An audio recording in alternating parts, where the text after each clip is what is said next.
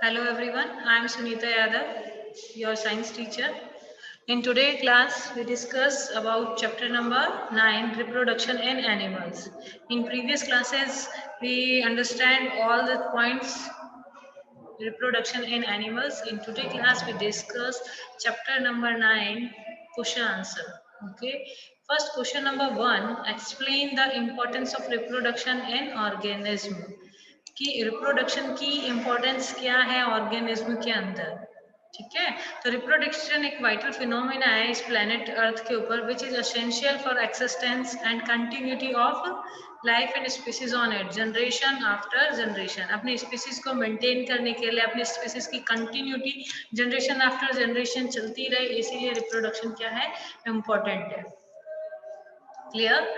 Next one is describe the process of fertilization in human being. Human being के अंदर जो fertilization process है उसको explain करना है. In the process of fertilization, fertilization के अंदर sperm come in contact. Sperms जो होते हैं contact में आते हैं किसके, ओवा के या egg के। उन स्पर्म्स में से कोई वन ऑफ द स्पर्म में फ्यूज विद द एग, उनमें से कोई भी एक स्पर्म जो है वो फ्यूज होता है किससे, एग से। After fusion the nuclei of the sperm and the egg fuse और form a single nucleus resulting. जो स्पर्म का न्यूक्लियस है एंड एग का जो न्यूक्लियस है उनमें आपस में फ्यूजन होता है। आफ्टर दिस इसके रिजल्ट में in the formation of fertilize egg called zygote. इसका रिजल्ट जो होता है क्या फॉर्म करता है बेटा, जाइगोट करता है। तो यहाँ पर फ्यूजन ऑफ गैमेट मीन्स उन दोनों के जो न्यूक्लियस है उनका क्या हो गया, फ्यूजन हो गया। आफ्टर दिस जो प्रोडक्ट बनेगा या क्या चीज बनेगी वो क्या है बेटा, जाइगोट है। जाइगोट हमेशा एक सिंगल सेल ऑर्गेनिज्म होता है, जाइगोट हमेशा सिंगल सेल ऑर्गेनिज्म होता है। In human being the fertilization takes place inside the female body. Human being के अंदर जो फर्टिलाइजेशन होता है इनसाइड द फीमेल बॉडी होता है, that's why we known as a internal fertilization. इस वजह से हम कहते हैं ह्यूमन बीइंग में कौन सा फर्टिलाइजेशन होगा, इंटरनल फर्टिलाइजेशन अकर होता है। Okay, question number 3, choose the most appropriate answer. Internal fertilisation occur, हम इंटरनल फर्टिलाइजेशन किसको कहेंगे, अगर फर्टिलाइजेशन फीमेल बॉडी में होगा, आउटसाइड द बॉडी होगा, इन मेल बॉडी होगा और आउटसाइड द मेल बॉडी होगा, तो क्या होगा। तो हमने अभी पढ़ाई है कि इंटरनल फर्टिलाइजेशन मीन्स फर्टिलाइजेशन कहाँ होगा, फीमेल बॉडी के इनसाइड में होगा। ओके बेटा। Next question is a tadpole develop into an adult frog by the process of, एक जो tadpole है वो adult frog में जब change होता है तो उस process को क्या बोलते हैं। देखिए tadpole की जो structure है वो किसके जैसी होती है, fish के जैसी structure होती है, ठीक है। And और आफ्टर दिस जो adult की जो fish जैसी structure है वो कैसी होगी, फिर जैसे स्ट्रक्चर है उसमें उनकी ईटिंग हैबिट्स भी अलग होती है, ठीक है। तो ईटिंग हैबिट्स में पहले वो प्लांट खाते हैं, है ना, एल्गी वगैरह होती है वो खाते हैं, लेकिन धीरे धीरे इनकी बॉडी के अंदर कुछ चेंजेस होने के बाद में ये क्या करते हैं, इनकी बॉडी में जब चेंज होता है तो ये धीरे धीरे बहुत डिजास्टर चेंज हो, मतलब बहुत ज्यादा चेंज होता है कि वो एकदम फिश है और फ्रॉग की स्ट्रक्चर बिल्कुल डिफरेंट है। तो उस प्रोसेस को जो बोला जाता है fertilization. No, fertilization is fusion of gamete. Metamorphosis, इसका राइट आंसर क्या है बेटा, मेटामॉर्फोसिस है। एम्बिडिंग का मतलब क्या होता है, किसी भी चीज के साथ में स्टेबल होना। बडिंग हाइड्रा के अंदर प्रेजेंट थी, बड लाइक स्ट्रक्चर एराइज हो जाता था हाइड्रा में, उस प्रोसेस को हम बडिंग बोलते थे, ठीक है ना। Next, the number of nuclei present in zygote is, कितने नंबर ऑफ न्यूक्लियाई जाइगोट के अंदर प्रेजेंट होते हैं। नन, 1, 2 और 4। देखिए नन तो हो नहीं सकता, 4 हो नहीं सकता, आप लोग कंफ्यूज सिर्फ 1 और 2 के अंदर ही होंगे। क्लियर है। देखिए एक न्यूक्लियस आया स्पर्म से, एक आया ओवम से, लेकिन दोनों का फ्यूजन होकर एक सिंगल न्यूक्लियस ही बनता है। तो जाइगोट के अंदर 2 न्यूक्लियस नहीं होते, 2 न्यूक्लियस नहीं होते हैं, 2 nucleus are not present in zygote, only 1 nucleus is present. Okay, don't be confused. Okay, next one is indicate whether the following statement are true or false। कुछ statements दी हुई हैं, उनमें आपको बताना है कि statement जो है ये true है कि false है। Oviparous animal give birth to young ones. जो ओविपेरस एनिमल्स हैं वो क्या करते हैं, बर्थ देते हैं यंग वंस को। देखिए हमने दो एनिमल्स इस दो टाइप पढ़ा था, विविपेरस एंड ओविपेरस। ओविपेरस वो थे जो एग ले एगिंग करते थे, और viviparous those animals give birth to young ones. That's why this answer is a false. इसी वजह से इसका जो आंसर है वो क्या होगा, फॉल्स होगा। Each sperm is a single cell. ये जो स्पर्म है वो सिंगल सेल होता है। Yes, it's answer is true. इसका आंसर क्या है, स्पर्म जो होगा वो सिंगल सेल होता है। ओवम भी क्या होता है, सिंगल सेल होता है। जाइगोट भी सिंगल सेल होता है। ठीक है, तो our answer is true. External fertilization take place in frog.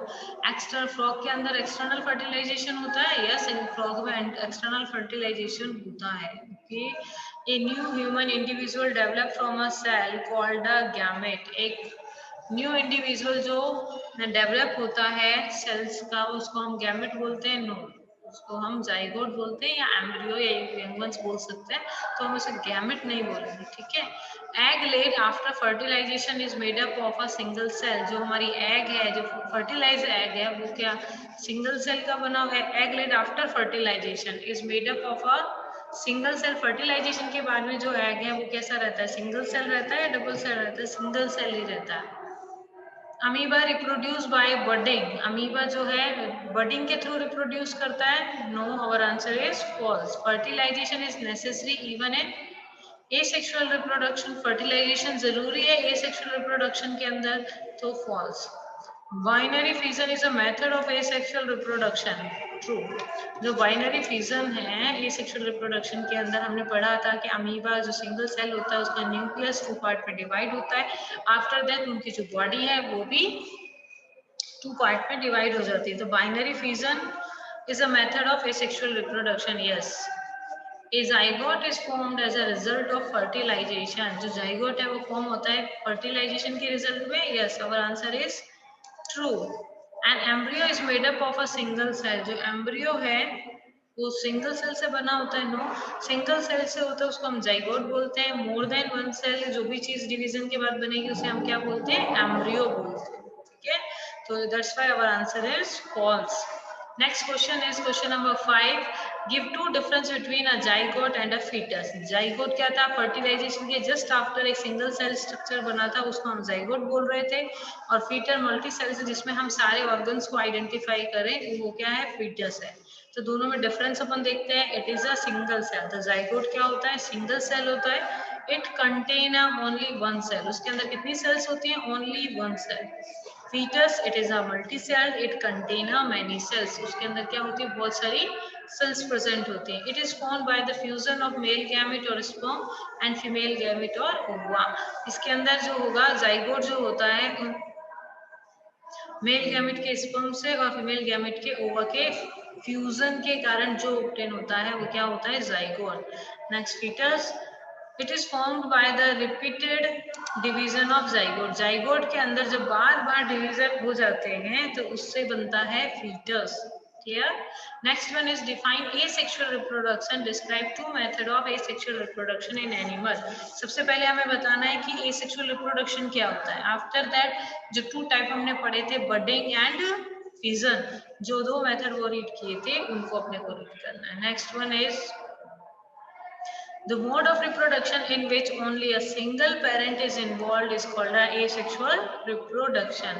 जो मोड है रिप्रोडक्शन का, सिंगल पेरेंट से जो न्यू ऑर्गेनिज्म बनेगा उसी को हम क्या बोलते हैं, एसेक्सुअल रिप्रोडक्शन बोलते हैं। In this type of reproduction gametes are not produce.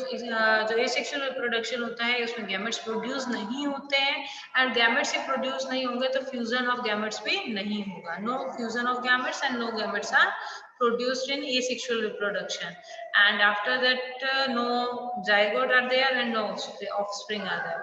Asexual reproduction take place in amoeba, hydra, yeast, starfish and sponges etc. ये सब एग्जांपल है जिनके अंदर asexual reproduction प्रेजेंट होता है। ठीक है, Binary fission. In binary fission, a single parent cell is divided into equal two individual cells as in amoeba. ये binary fission के अंदर single parent cell जो है divide होता है two equal individual cells के अंदर, जिसे हम क्या बोलते हैं, अमीबा बोलते हैं. It divide into two by division of their bodies. ये क्या होगा, एक सिंगल बॉडी डिवाइड होगी कितने, टू बॉडीज के अंदर. Each of them gets one nucleus and one develops into a separate individual. The figure given below show how binary fission occur in amoeba. ये जो डायग्राम है इससे ज्यादा क्लियर हो जाता है कि कैसे जो अमीबा है उससे टू अमीबा का फॉर्मेशन हुआ. तो इसमें क्या होगा, जो वन न्यूक्लियस है, पहले न्यूक्लियस सेपरेट होता है, आफ्टर दैट उनकी बॉडी टू पार्ट्स में सेपरेट हो जाती है. This process is called a binary fusion. एक सिंगल ऑर्गेनिज्म से टू ऑर्गेनिज्म का फॉर्मेशन होता है इसमें. Yes, budding. In budding, the organism develop a bulb called bud, which further develop into an adult organism and separate itself from the parent body to lead an independent life. This type of reproduction is shown in Hydra. तो ये जो reproduction है वो किसके अंदर होता है, hydra के अंदर. तो हाइड्रा में क्या होगा, एक छोटी सी सेल जो है धीरे धीरे बल्जेस होकर बाहर की तरफ बड लाइक स्ट्रक्चर बना देती है. ये जो बड लाइक स्ट्रक्चर है वो इस हाइड्रा से पहले तो न्यूट्रिशन लेकर डेवलप होता है. जब ये पूरा काफी डेवलप हो जाता है तो ये अपनी पेरेंट बॉडी या मदर बॉडी से सेपरेट होकर फ्री इंडिविजुअल के जैसे बिहेव करता है. तो इसके अंदर क्या गैमेट्स हुआ है, नो, इसमें फ्यूजन हुआ, नो. तो that's why it is a asexual reproduction. और इसमें टू पेरेंट है या वन पेरेंट है, ओनली वन पेरेंट है. तो इसीलिए ये एग्जाम्पल है किसका, एसेक्सुअल रिप्रोडक्शन का. Okay. Which female reproductive organ does the embryo embedded? Female reproductive organ के अंदर embryo जो है कहाँ पर embedded होता है, यूटेरस के अंदर. किसके अंदर होता है, यूटेरस के अंदर. Next one is what is Metamorphosis, give example. The transformation of larva into an adult involving sudden and erupt changes in the body. देखो जो ट्रांसफॉर्मेशन होता है किसका, लार्वा का यानी टेडपोल का, अचानक से और बहुत ही एब्रप्ट मतलब बहुत ज्यादा चेंज होता है इन द बॉडी के अंदर. Animal during the life cycle of a invertebrate और एम्फीबियन. इनवर्टिब्रेट्स में और एम्फीबियंस में इज कॉल्ड अ मेटामॉर्फोसिस. वो इस प्रोसेस को हम क्या बोल देते हैं, मेटामॉर्फोसिस बोल देते हैं. Explain frog and butterfly, sorry example frog and butterfly. Frog के अंदर, बटरफ्लाई के अंदर. और एग्जांपल क्या हो सकता है इसका, सिल्कवर्म हो सकता है ना. सिल्कवर्म में भी तो होता है, सिल्कवर्म से पहले, सॉरी, एग से सिल्कवर्म आएगा, सिल्कवर्म से pupa, cocoon, then adult silk वाला बनेगा.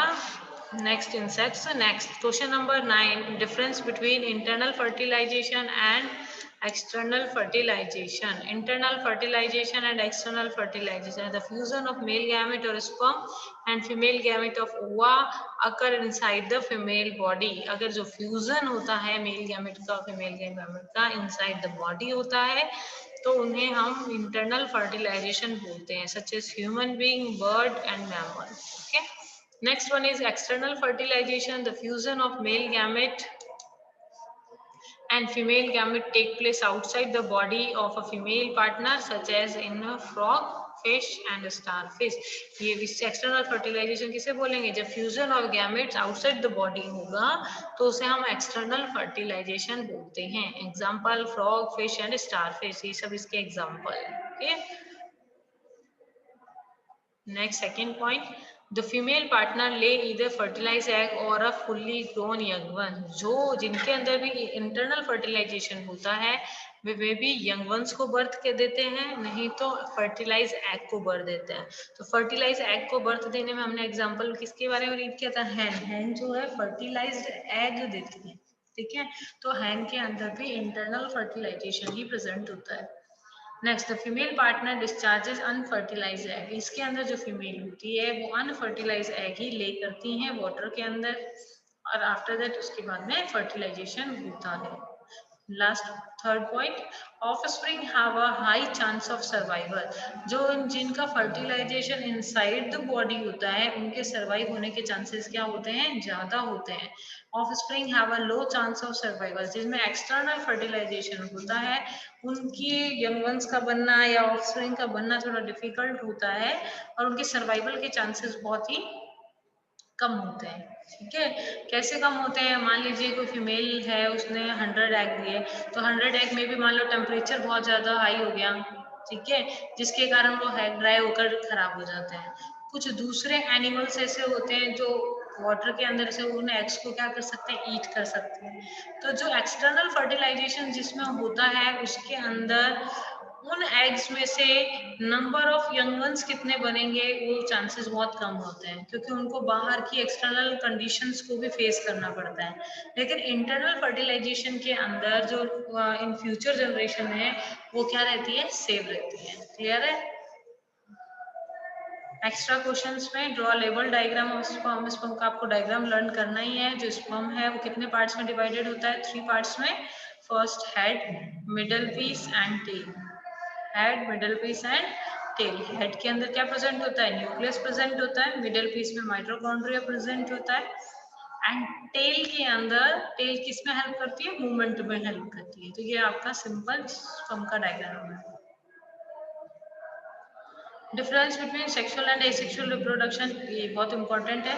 Reproduction which take place by the fusion of male and female gamete, ऐसा रिप्रोडक्शन जिसमें मेल और फीमेल गैमेट का फ्यूजन हो, take place in humans and cow, ये ह्यूमंस में और काउ दोनों प्रेजेंट होता है। Asexual reproduction, reproduction in which only a single parent is involve, ऐसा रिप्रोडक्शन जिसके अंदर सिर्फ सिंगल पेरेंट इन्वॉल्व होते हैं उसको हम बोलते हैं asexual reproduction. Okay, second one is take place in hydra and amoeba, ये किसके अंदर प्रेजेंट होता है? हाइड्रा के अंदर और अमीबा के अंदर।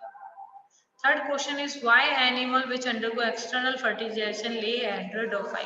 देखिए, नॉर्मली जिनके अंदर इंटरनल फर्टिलाइजेशन होता है जैसे ह्यूमन, काउ, डॉग, इनके अंदर जो एग होता है वो वन होगा मोर देन, जैसे डॉग के अंदर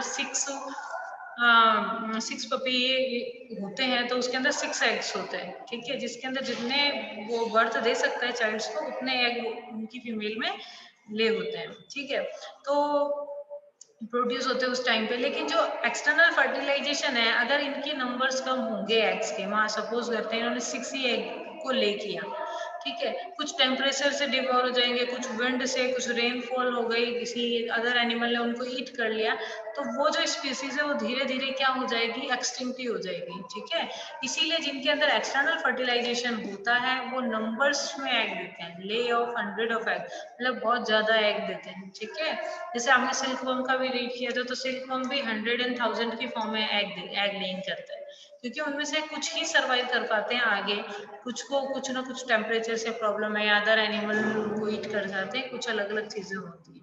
These animal lay 100 of egg, but all the egg do not fertilize and develop into a new individual. अब ये कह रहे हैं कि भाई जैसे फ्रॉग जो है या एक्सटर्नल फर्टिलाइजेशन जिनके अंदर प्रेजेंट होता है, जितने भी एग दिए हैं वो सारे के सारे फर्टिलाइज नहीं होते हैं और डेवलप इनटू न्यू इंडिविजुअल, और न्यू इंडिविजुअल में डेवलप भी नहीं होते। The eggs get expose to water movement wind rainfall, जो एग है वो वाटर में सामने वाटर मूवमेंट के कारण, विंड के कारण, रेनफॉल के कारण एक्सपोज हो जाते हैं, खराब हो सकते हैं। Other animal also feed on egg, जो दूसरे एनिमल है वो इन एग्स को फीड भी कर सकते हैं। दस production of large number of, ये रीजन है जिसके कारण एक्सटर्नल फर्टिलाइजेशन वाले जो एनिमल्स हैं उनके अंदर 100 ऑफ एग्स जो होते हैं वो ले किए जाते हैं। Ensure fertilizer at least few of the, ensure किया जाता है कि भाई 100 के 100 ना सही, 100 में से कोई 10 या 6 तो कम से कम बनेंगे जिनमें फर्टिलाइजेशन होगा। Why does the child look like a parent, जो चाइल्ड है वो क्यों अपने पेरेंट्स के जैसा दिखाई देता है? The process of fertilization is the meeting of an egg cell from the mother and the sperm cell from the father, क्योंकि जो चाइल्ड है वो किन की मीटिंग से बना है? एग सेल की और मेल के स्पर्म सेल की बना है। तो एग के अंदर मदर की जेनेटिक इंफॉर्मेशन जो भी है वो एग के अंदर है, स्पर्म में फादर की जो भी जेनेटिक इंफॉर्मेशन है वो। So the new individual inherited some characteristics from the mother and some from the father, इसीलिए जो न्यू जनरेशन है, न्यू हेरिडिटी, न्यू इंडिविजुअल बन रहे हैं, उनके अंदर जो करेक्टरिस्टिक्स हैं कुछ फादर से आते हैं और कुछ मदर से आते हैं। I think it's clear. Okay, ये सारे आपके ऑल क्वेश्चन आंसर थे चैप्टर नंबर 9 के. I think you all are understood each and every questions. Okay class.